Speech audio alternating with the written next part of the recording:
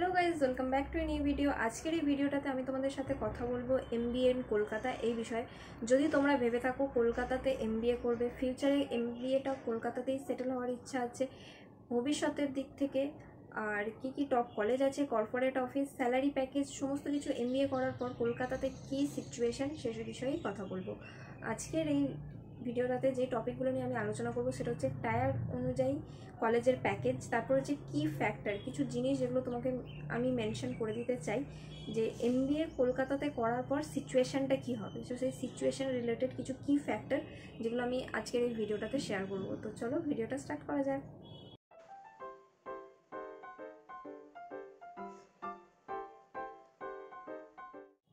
First হচ্ছে tyre 1 college, যেমন IIM Calcutta, একটাই টায়ার 1 ওয়েস্ট বেঙ্গলে আছে।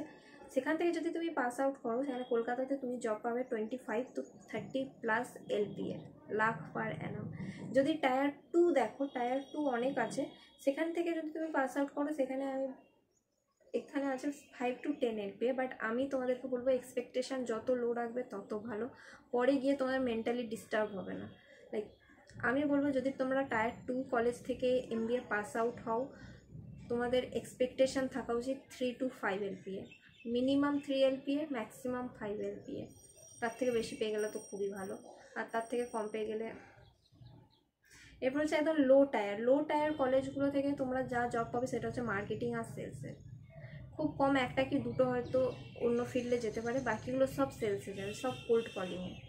লো টায়ার কলেজগুলো এটাই করে, সমস্ত স্টুডেন্টগুলোকে সেলসে পাঠিয়ে দেয়। তোমরা যদি দেখো যে কোনো একটা কোম্পানির সেলস ডিপার্টমেন্ট, সেখানে যত এমবিএ গ্র্যাজুয়েট আছে সব লো টায়ার কলেজ থেকে আসছে। এখান থেকে যদি লো টায়ার থেকে যদি পাস আউট করো কলকাতাতেই, তাহলে তোমার সিজি এলপিএ হবে 2 to 3 LPA। এরপর যে কিছু কি ফ্যাক্টর যেগুলো জেনে রাখা ভালো, সেটা হচ্ছে লোকেশনের অ্যাডভান্টেজ। কলকাতা একটা মেট্রো সিটি, এখানে অনেক প্রাইভেট কোম্পানি আছে, আর এখানে স্টার্ট আপও অনেক বিল্ড আপ হচ্ছে। সো এই একটা লোকেশনের অ্যাডভান্টেজ আছে।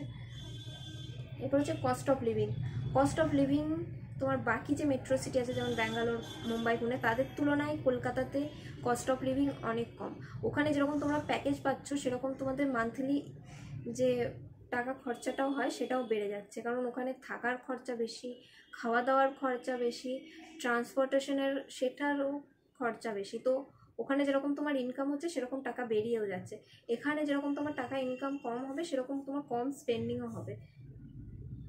এবার যে ইন্টার্নশিপ এক্সপোজার, তোমার প্যাকেজ কিন্তু অনেকটা ডিপেন্ড করে তোমার স্কিলস আর তোমার ইন্টার্নশিপের উপরে।